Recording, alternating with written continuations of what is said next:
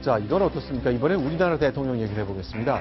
대통령이 두 사람을 콕 찍었답니다. 그리고 총선 때 떨어뜨리겠다고 했습니다.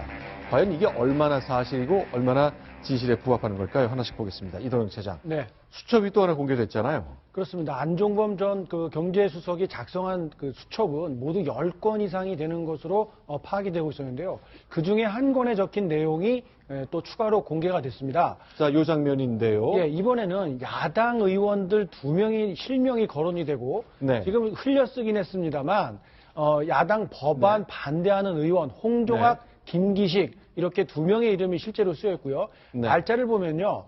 3월 18일로 추정이 된 2016년 8월 18일 VIP, 즉 박근혜 대통령이 지시한 것으로 추정이 됩니다. 왜냐하면요. 네. 저런 VIP 표기가 있을 뿐만이 아니라 네. 안종범 수석은요. 네. 수첩을 쓸 때 앞쪽에서부터 우리가 흔히 앞쪽으로 해서 이렇게 넘기면서 쓰는데 그때는 수석 비서관 회의할 때 그런 쪽으로 네. 썼고 뒤쪽부터 거꾸로 앞쪽으로 쓸 때는 대통령의 지시사항을 적을 때 그쪽 뒷면부터 썼다고 합니다. 이 내용은 뒷면에 적혀 있었기 때문에 대통령 지시사항으로 추정이 되는 거죠.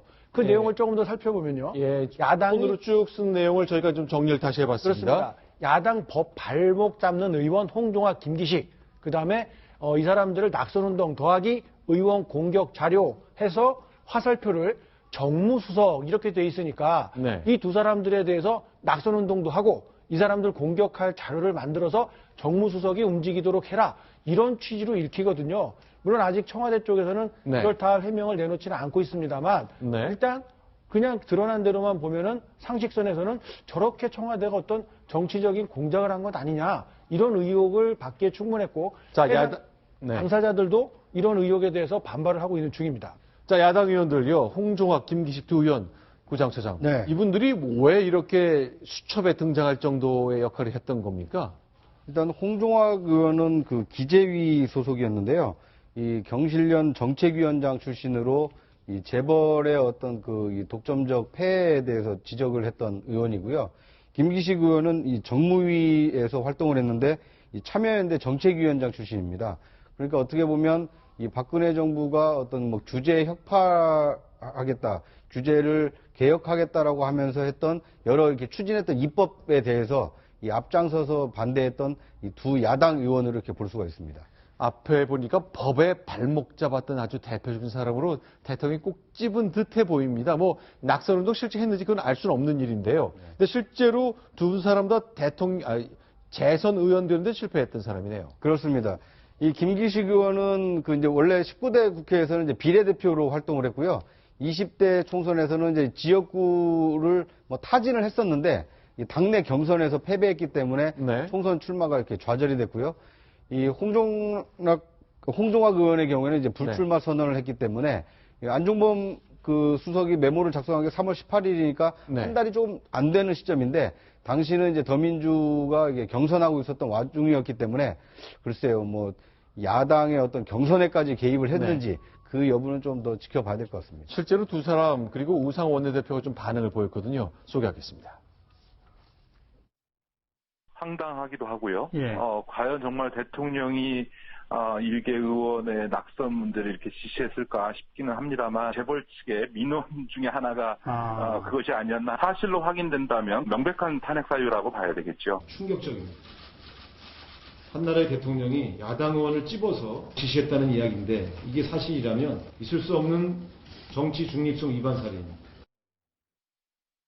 근데 궁금한 게 하나 있습니다. 그런데 메모는 3월 달에 만들었는데 홍종학 의원이 불출마 선언하는 건 2월이잖아요. 그럼 대통령이 좀 몰랐던 건지 이게 우리가 잘못 이해를 하고 있는 건지 어느 쪽으로 봐야 되는 겁니까? 그러니까 만약에 3월 18일에 저 메모가 실제로 작성이 됐다라면 네. 청와대 정보 시스템에 좀 문제가 있는 거다.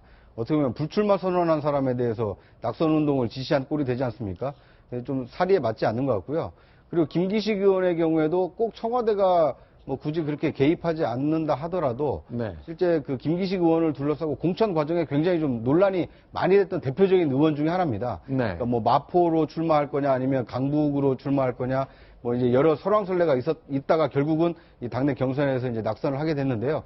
굳이 네. 청와대가 저렇게까지 나서지 않더라도 당내에서 입지가 크게 좋지 않았는데 만약에 저렇게 했다라면 이게 긁어 부스럼을 만든 사례가 될 수 있겠다라는 생각이 좀 듭니다. 추측을 좀 네. 해보자면 네. 실제로 이 메모가 작성된 날짜로 추정되는 그 일시보다 그 전에 이미 네. 불출마 선언을 했다. 그런데도 이런 지시가 있었다라고 한다면은 네. 어찌 보면은 누군가 뭐 이제 그 반재벌 정책이라든지 이런 것들을 활동을 했기 때문에 재벌 측에서 저 의원들에 대해서는 좀 공천 못 받게 해주십시오라는 부탁을 했는데 그 부탁이 위로 쭉 올라가서 다시 내려오는 데까지 시간이 걸려서 그런 이런 일이 생긴 것이 아닌가 그런 가능성도 좀 있어 보입니다. 자, 그러면 이거 선거법 위반은 맞는 겁니까? 만약에 개입했다면?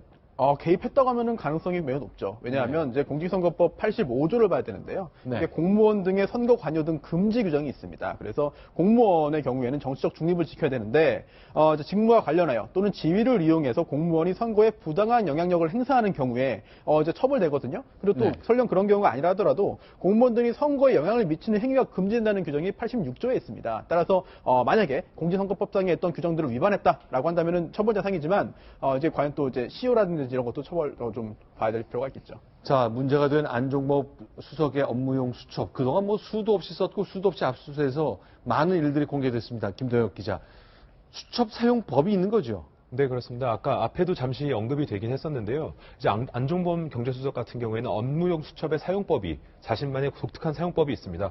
앞부분 같은 경우에는 청와대 수석 비서관의 회의 내용들이 기록이 되고요. 박 대통령의 지시사항은 맨 뒤쪽부터 이제 기록을 하고 있습니다. 지금 수첩이 넘어가면서 보이는 모습인데요. 뒤에는 이제 VIP라는 표시를 달아줌으로써 박 대통령이 이런 식으로 말을 전달을 했다. 이걸 내가 기록을 했다라는 의미를 보여주고 있습니다. 자, 그런데요. 자, 이동혁 차장. 이 정호성 씨 비서관, 그 정호성 전 비서관의 녹취 파일 가운데 좀 새로운 게 좀 등장을 했다는 게 있죠? 그게 그렇습니다. 어떤 겁니까? 예, 동아일보 단독 취재로 확인이 된 내용인데요. 네. 최순실 씨와 박근혜 대통령이 2013년 2월 대통령 취임 직전에 모여서 국정 기조 방향을 정하는 대화를 주고받은 내용이 정호성 전 비서관이 녹음을 해놨고 그게 녹취록 형태로 특검에서 확보해서 조사를 하고 있다. 이런 내용인데요. 그 내용을 보니까 여러 가지 내용이 확인이 되고 있습니다. 네. 이 3대 국정기조라는 문화융성, 경제부흥, 국민회복인데 이걸 최순실과 함께 둘이 설계했다? 그렇습니다. 문화융성이라고 할까, 융성문화, 네. 뭐 이렇게 할까, 체육을 넣을까 말까 이런 내용들을 최순실 씨와 협의를 했고 그 과정에서 국민교육 헌장 내용을 참고하자 이렇게 박근혜 대통령이 이야기했다라는 내용까지 소상히 녹취록에 모두 공개가 돼 있었습니다. 다음에 소개된 걸 계속 보겠습니다. 그런데 실제로 오간 대화 내용을 좀 정리해 볼 수 있잖아요. 예, 지금 보면은 창조 문화로 할까 아니면 문화 창조로 할까. 지금 우리가 문화 창조 이렇게 어떤 것으로 할까 고민을 하다가 문화 융성으로 하자 이렇게 했고요. 국민교육 헌장을 가져와 봐라. 좋은 말이 많다. 이렇게 정호성 비서관에게 지시를 했었고요. 결국에는 문화 창조와 창조 문화 중에서는 결국 문화 융성으로 하자라고 박근혜 대통령이 교통 정리를 해줬다. 이런 녹취 내용이 기록이 돼 있습니다. 하지만 최순실 씨가 의견을 또 내는군요. 그렇습니다. 그랬는데 최순실 씨가 문화체육 융성으로 하자라고 의견을 냈지만 박근혜 대통령이 체육이라는 표현이 너무 노골적이다. 그래서 이런 표현이 들면 우민화 정책 이런 것들을 연상시킬 수 있기 때문에 노골적이라 역풍을 맞을 수 있다라고 반대 의견을 냈고 이 부분에서는 최순실 씨가 동의를 해서 결국 문화 융성으로 결론이 났다. 결론은 박근혜 대통령이 결정을 하긴 했습니다만 그 네. 과정에서 최순실 씨가 적극적으로 자기 의견을 개진을 했고 네. 그 협의 과정을 박근혜 대통령이 최순실 씨와 국정 기조에 대해서 네. 은밀하게 협의를 했다. 이런 것들이 중요한 내용으로 보시면 되겠습니다. 자, 그런데 체육이라는 게 그러면 최순실 씨는 처음부터 대통령과 함께 체육과 관련된 여러 가지 사업할 구상이 있었던 것 같고 이렇게 당신 앞으로 체육 관련 사업할 수 있는데 이거 너무 노골적이지 않느냐라고 말했다고 해석이 될 수도 있을 것 같습니다. 어쨌건 융성한다는 것, 그렇죠? 그 부흥 이런 것들이 전부 다 옛날 저희 60년대 만들어졌고 70년대 학교에서 배웠던 국민교육 헌장 그 느낌이 나는 거잖아요. 네. 그 시점이 좀 주목해서 봐야 되는데요. 네. 2013년 2월이면 박근혜 대통령이 취임한 그 달입니다. 그러니까 어떻게 보면 취임한 처음부터 최순실 씨가 어떤 국정 기조를 잡는데 이 관여했을 개연성이 높은 이 녹취록이라는 점에서 좀 의미가 있는 것 같고요. 네. 뭐 이런 점에 대해서도 이 특검 수사를 통해서 최순실 씨의 어떤 국정 개입의 어떤 이 범위 또는 시점 이런 네. 것까지 좀 명명백백하게 수사가 돼야 되지 않을까 하는 생각이 듭니다. 우리는 민족 중흥의 역사적 사명을 띠고 이 땅에 태어났다. 저 초등학교 때 외웠던 그 첫 문장으로 시작되는 이 국민교육 헌장. 자, 이런 것들에서 차용된 그 단어들, 결국 3대 국정기조도 대통령과 최순실이 함께 설계한 흔적이 보인다는 것까지 정리를 해봤습니다. 이번에 세 번째 소식입니다. 순위 보겠습니다.